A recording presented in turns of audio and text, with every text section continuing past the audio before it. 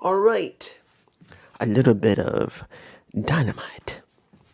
I will say this Dynamite was interesting, but before we get started, I want to apologize that I did not have a NXT review yesterday due to the fact my throat was really itchy. I have to admit I have been taking my allergy medicine, which they say if you got problems with allergies, indoor, outdoor, you always should take your medicine. I have been taking it because I've been feeling relatively okay. That was a mistake. Went outside near the trees and made me sick. So there you go. Let's do a brief review of NXT. Setting up for, I'll give it to like this. I'll give it to you. I think the reason I'm botching here is I want to make it very clear. Was the build going into Halloween Havoc okay? For most of the build they've been having for several weeks, it's been semi-alright. I still don't see what was the point of... Look, I love Tatum Paxley. I think she's a good character and a good wrestler. But I don't believe this is a place to do it. I'm sorry. She's popular. Don't get me wrong. I know she's popular. I know people love her. She was being cheered like crazy. But if you look at who really needs this more than anyone, is Izzy. Now you're going to say, dude, they're building up to have Izzy turn on Tatum and that'll be it. Yes, it's true. And that is what's coming. But do I believe this should be done now? No. Do I believe Izzy should have had a moment to try to progress multiple times? Yes. Did she have that? No, she had maybe one time to really have a really good ability to go for the world title or the North American Championship. But honestly, she hasn't really had anything more than that. And yes, you're going to say, well, she has had those type of matches. But there was no story behind it. They were just throwing matches at her. Not until who was it? Jensen, sorry. Not until Jensen was removed and they actually started pushing her, that is when it meant anything. Now is where she should have been having problems. And then Tatum would take over because as far as I can tell, Izzy has not had enough problems. She only had a few. She's been succeeding the majority of the time. So for me, I just don't see why they're doing this now. But this is how I feel. I'll give it to you like this. Seeing that Jordynne Grace is working with Kiana Jordan due to the fact that she's the NXT champion, not the NXT, the TNA champion, the TNA Knockouts champion, people don't like her now.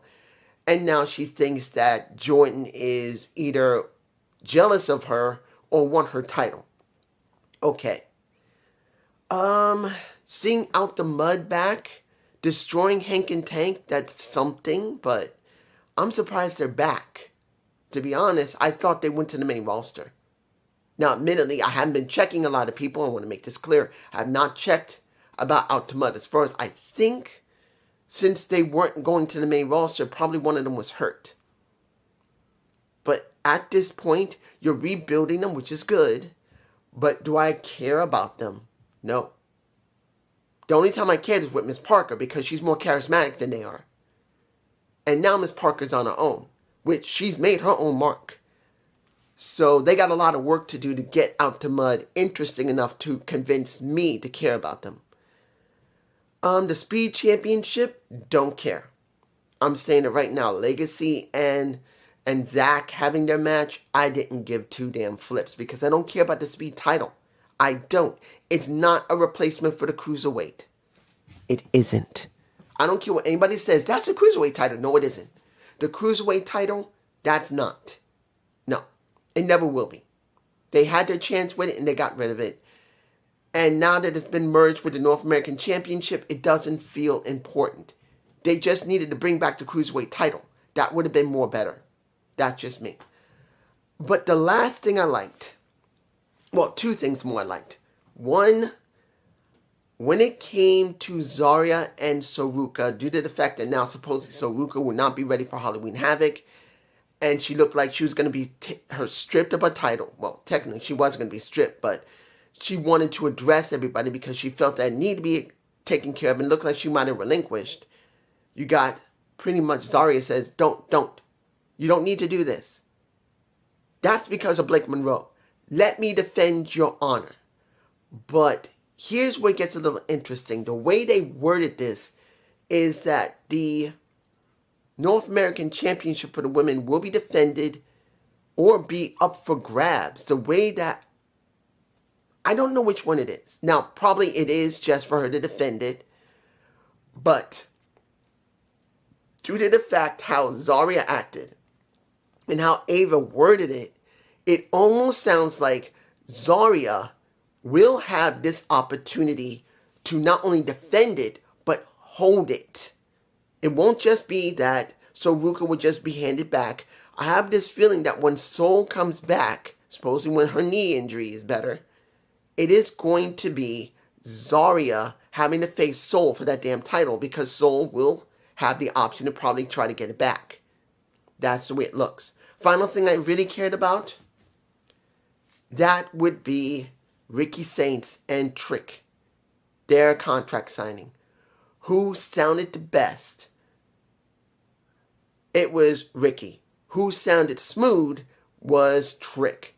Were they both smooth? Hell yeah, they were. Did I care about this? Yes. But let's make this very, very clear. I truly believe Trick is at the end. I truly believe by the end of this year, Trick should go to the main roster. It's not about him being ready for the main roster.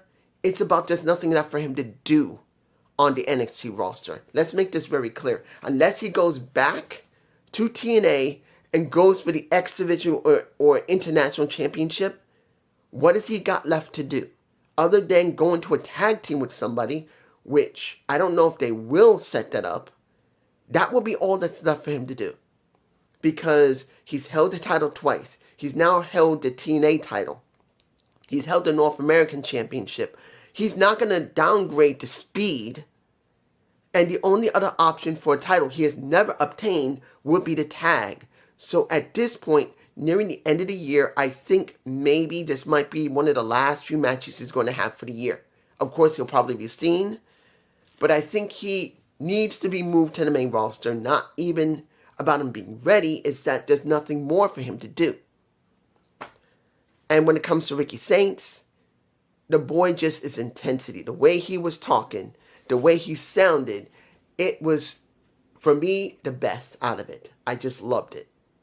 But it could be due to the fact I'm more familiar with Ricky Starks than a Trick Willie. Even though I knew Trick could do it and become important, I've known about Ricky Starks since 2019 or 18 or 19. And I've known him for a long time. Before he went to AEW, before he's ended up in NXT, I knew when he was in NWA, he was important.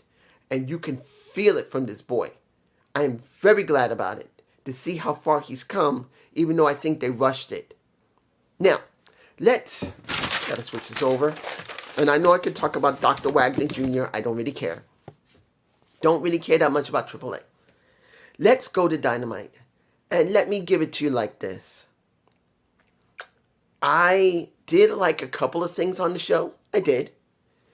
But same old, same old. That's the way it feels. It feels like the same old thing. I think that might be the title. The same old thing. What did we get at the opening? The Ops versus Hurt Syndicate. Did I care about this match? It didn't feel important due to the fact there was no build. They just threw it out. They threw the Ops at the Hurt Syndicate. Now, since it was Ricochet who interfered with the Claymaker, because it was MVP who was about to nail a Joe, but he didn't get a chance because Ricochet came out and annoyed him. Now we're not going to get the end of the Hurt Syndicate versus the Demand. And to be honest, it needs to be over. I'm sorry, it needs to be over. There's nothing left to do with this situation when it comes to the Hurt Syndicate and the Demand. It just feels like the Demand should move on to something else. Yes, they've lost. They did. But they need to be rebuilt. They went up against the Hurt Syndicate. They've gotten their asses handed to them by the Hurt Syndicate. And they did win a little bit against the Hurt Syndicate. Unless they're going to do something very, very special in a stipulation again, which at this point you don't need because they just did They did a match, a tornado tag. Then they just did a street fight. What else you gonna do? Blood and guts? That's the only thing they can do that's left. Unless you're gonna do I Quit for all six of them. There's nothing left. Nothing. This one I did not agree with. The four-way match for the women. No advantage for anyone who was in this match, even though an announcement was made at the end of this video. I'm not into this video. You see I'm botching here. I'm like, I would have rather had interview with all 16 women. All 8 teams that's supposed to be going up and going to the tournament for the women's tag titles. I would have wanted more of interviews over the next couple of weeks, which we didn't get. We got, 2 weeks, up to almost 3 weeks, and there's never been any interviews from these women. Nothing. We just were told the titles were going to be there, and we had to wait until Wrestle Dream was over before they even started considering probably teaming them up, because these teams seem to be thrown together, at least the ones that are thrown together. The ones that have not, they've been together for months or years, is understandable. Let me give it to you like this. Again, only one person job with the women who seems to be doing it all the time. Penelope Ford. Yep, I'm girl, if that woman could see me right now, I know I'm an older man. If she was single, I'd say, be my wife.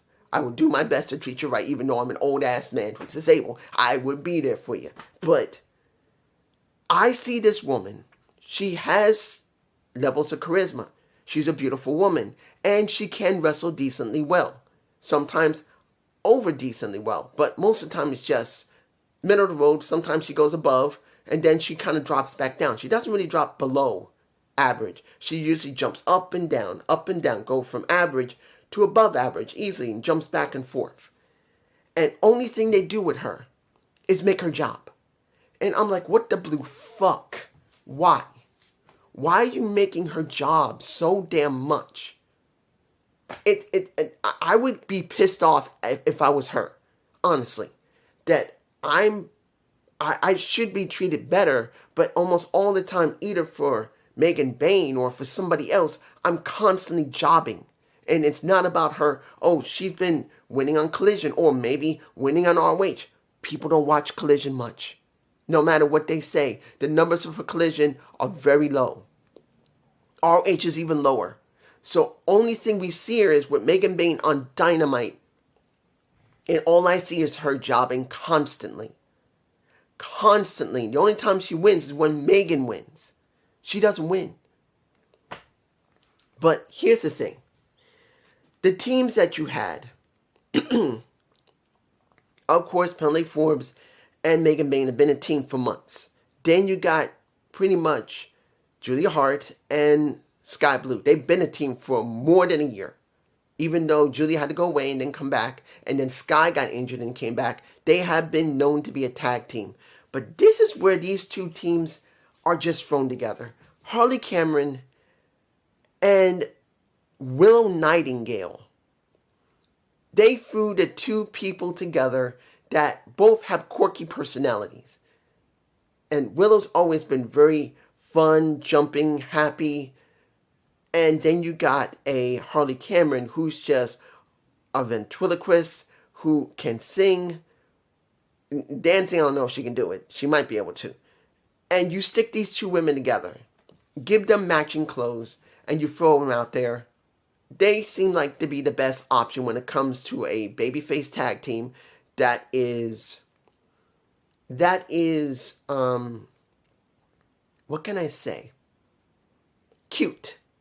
That's the way it feels. Cute for those two. And then the team that you would not expect.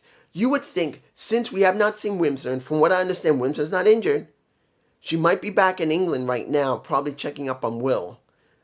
But they chose to stick Jamie Hayter with Queen Amanala. And I'm like, what? Queen Amanala with Jamie Hayter.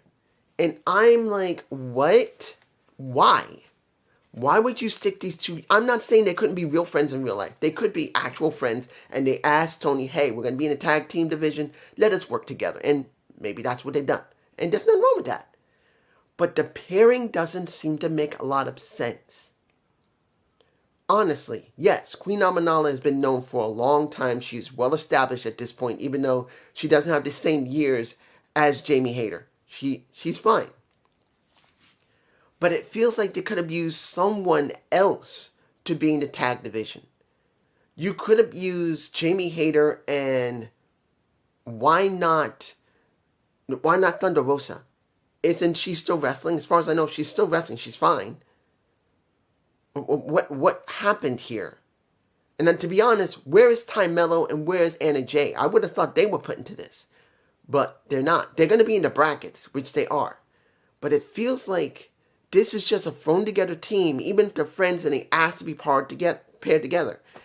And the kicker is that they won the match. Why? Wouldn't it have been better to let Harley Cameron and Willow Nightingale win? Because Willow's really liked a lot. Harley's also liked, particularly what happened with Mercedes later in the night. And you would think, wouldn't it have been better to let them have this? That was supposed to be for momentum going into the tournament. But no. You choose Queen Amanala, who I'm not against, Jamie Hayter, who I'm not against, who easily are a thrown together tag team, whether they're friends or not, and they ask to be together. They win it. And then they call out, and understandable that due to the fact that Tekla is the only thing connecting these two women, and I'm sure people would say, dude, there you go. Tekla is the reason Queen Amanala had a feud with her. Jamie Hayter was there when she came in. But it's not enough. I'm sorry. No matter what you see on Collision, it does not translate over to Dynamite. Because no matter how many fights they've had on Collision or ROH, if people are not watching Collision, you must show it on Dynamite. You have to. Because no one's going to understand why these two are together. And if you say, well, watch Collision, look at the numbers on Collision. It doesn't matter if you like Collision. It makes no difference. Like I always tell people, you can love a bad movie. You can say it's one of the best movies, but you got to acknowledge it's a bad movie. Guess what? Due to the fact it didn't make any money, people did not go to see it. That shows it's a bad movie, but it does not mean you can't love a bad movie. I love a bad movie. There's a couple of movies I love that are pieces of garbage known throughout the world, but at least I acknowledge it. And Collision's not enough. And seeing this made no sense. Due to the fact they have no build on Dynamite for any of these women. Like I said, I would have rather for the next... They had what? Since they made the announcement, it's been 2 weeks going into 3 now, if I remember correctly. If it's not 2 weeks, it's been 3 weeks since the announcement of the titles. And instead of the segments set up for these women to be interviewed by Renee Paquette or anyone else, to at least let them have a few seconds to half a minute to say something, nothing. The only person that got anything was Mina Shirakawa after the match was over. And when it came to what happened after the match, when Hayter called out Julia and Sky Blue saying, we want you first in the tournament, and now they're supposed to get this match, they're the only ones who actually got any spotlight. Well, technically, Mina got a spotlight, and then Tekla annoyed her, and now they're going to have a match on Collision. I'm like, dude, you need to make this important. You just decided, and this is Tony, to make the first tag team belts for the women. You've had this show for 6 years. The women have not had any titles other than the TBS title. I'm kind of talking with slang. And the World Championship. That's it. And now you're throwing out a tag title and you don't spotlight the women who are in it. You did when it came to the TBS title. You spotlighted Ruby Soho. You spotlighted more than a few people. Thunder Rosa you spotlighted. Anna Jay you spotlighted. But That's it? There's no spotlighting other than Mina Shirakawa. And I'm sure you're going to say, dude, they're going to do more. Well, they better. They only have 4 slots. That's going to be up to 4 weeks. And maybe they'll set up for full gear. But we only have 4 semifinals and 4 on 4.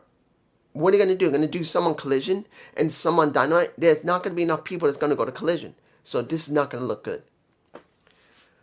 Okay, moving on.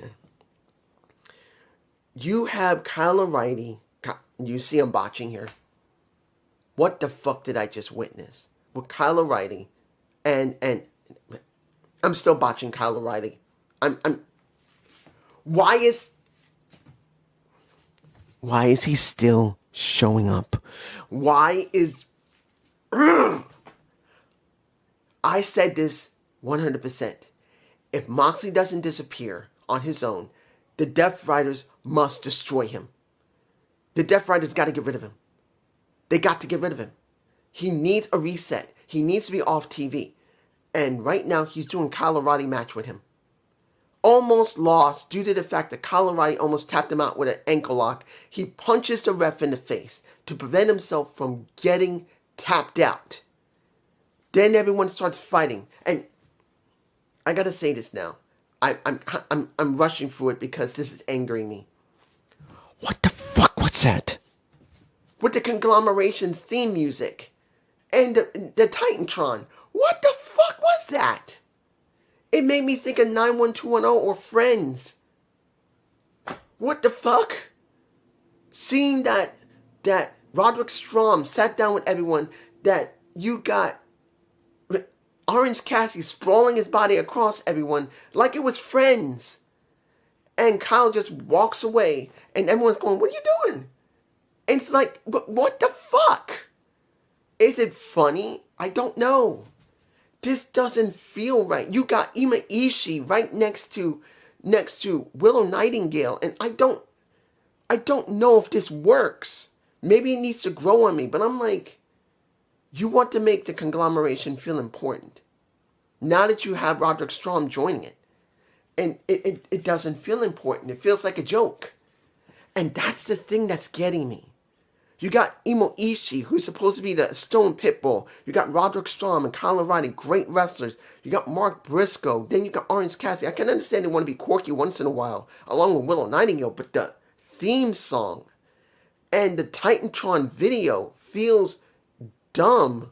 Seeing that Imo Ishii playing the piano, I'm not saying he couldn't really play in real life. I'm just, what the fuck? And then we get this match, and then afterwards, all over, we get the schmaz, and then you see that you almost had someone going through that.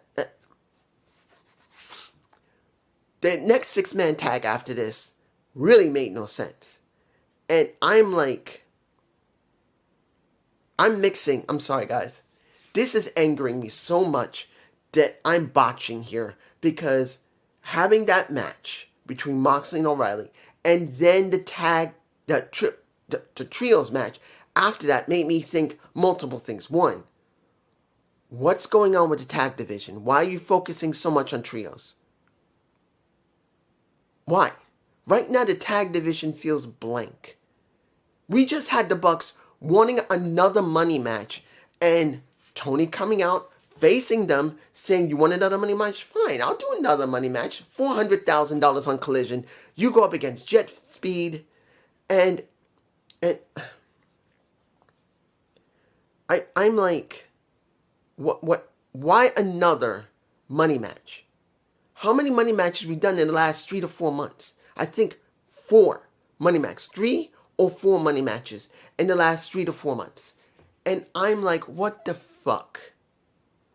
You can have Jet Speed with Jurassic Express, and on the other side, you'll have the Bucks trying to get money again with FTR. And I'm like, why are you not focusing on tag team wrestling?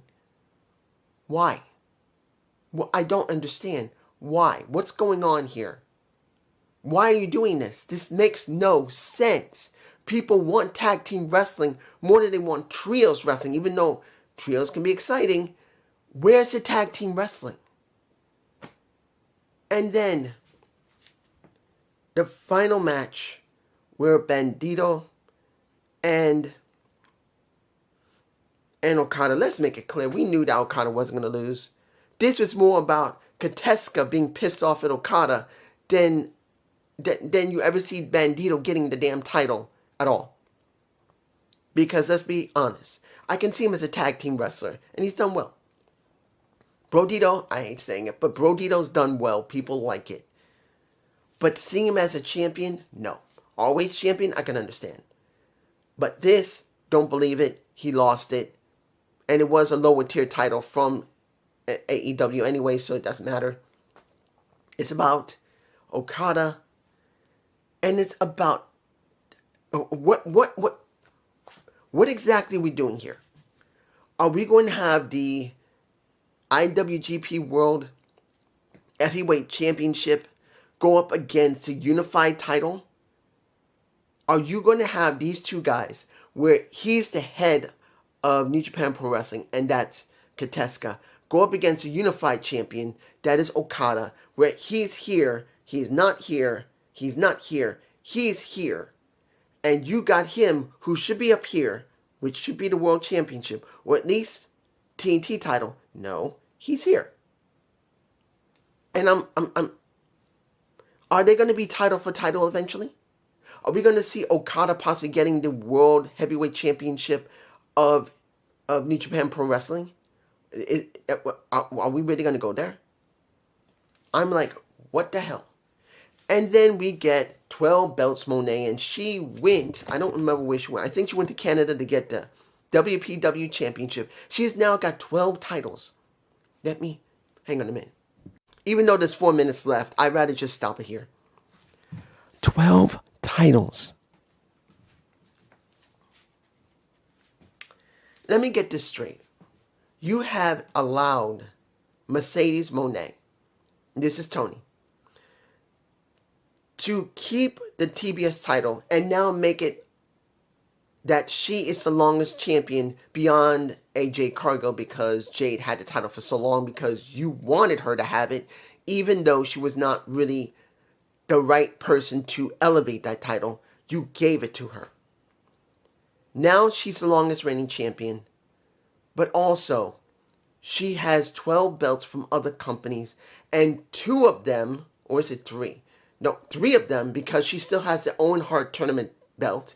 She now has the ROH Women's Championship, and she has the TBS title. You've given her this. And she has 9 other belts. What, how many? 9? Yeah, 9, 10, 11, 12. 9 more belts on top of it. And she doesn't feel important. How can you have a woman who currently holds 3 different titles in your company feel not important? And then we have this segment where she's going to be coming to the ring. There's a cake in the ring. You see Renee Paquette there. And then you see the puppet of a little Harley Cameron making a mockery of her. She gets in the ring. She tells the guys who are holding her titles to go to the back. Get your asses to the back. Mommy's got to go do some work. Gets in the ring. Tell Renee, get the hell out of my ring. And then tells Harley she's nothing but a piece of shit. Now I should realize something was going on. She puts the puppet of herself in the cake. Then she was about to grab Harley and probably going to put her face in the cake. Then you get Chris Statlander grabbing her, go in between the legs, look like she's about to do an electric chair. She does an inverted electric chair. She splats into the cake, screams her head off, grabs her, puts her through the table, and then, after it's all over, she's angry beyond recognition. She's going to have a match against Chris Statlander, who did a promo that felt kind of cringy. For me personally, she's moving around trying to be flamboyant because of what she went through with Tony Storm. That's not Chris Statlander. Chris Statlander doesn't act flamboyant like a Toni Storm, that's not what her style is. And the way she acted, turning around and acting like she's posing, felt cringy. But then, we get Athena showing up. And yes, she's in the brackets. She's in the brackets that's going to be for the women's title. And she goes to her and say, look, you are the longest reigning TBS and 12 belts, whatever. And I am the longest reigning champion in history. Let's be together and be the first. Now, mind you, I don't mind this pairing. I'm interested in this pairing. But they got to give us something more than just have these two women wrestle. Because if they don't give them segments to talk, because both of them can talk, I'm going to lose interest in this. But I'm not going to tell you that this wasn't interesting. This was something to see. I liked seeing what I saw. But the rest of the show was very same old thing. You still got Darby Allin. Darby Allin comes out and he says openly, as long as there's anybody left of Death Riders and you, I'm not going to stop. Then you see Moxley, this is before his match, saying, I lost, fine, but I'm not going to stop either. But you got me. Guys, I'm saying this clearly. Moxley needed to leave. Moxley should have left, or after the match, or any match that he's going to have with Darby Allin, there must... The thing that gets me, if the Death Riders does not have an attitude after he loses again, because he had to cheat, to try and cheat, and technically he didn't cheat, he just nailed the ref in the face. But if he does not start showing dissension in the Death Riders, there's no dissension in Death Riders, this was all for nothing. You must have the Death Riders destroy him. He has to be destroyed. If he doesn't leave on his own, he has to be destroyed, because it makes no sense for him to drag this out. None. If he's going to lose match after match after match for the next couple of months, or at least more in a few weeks, so at least a month, I'll understand it. But if I see no dissension from the Death Riders, they keep acting the same way and they keep going, then everything Darby went through in Wrestle Dream was for nothing, because Moxley needs to go away. But this is just me. Peace.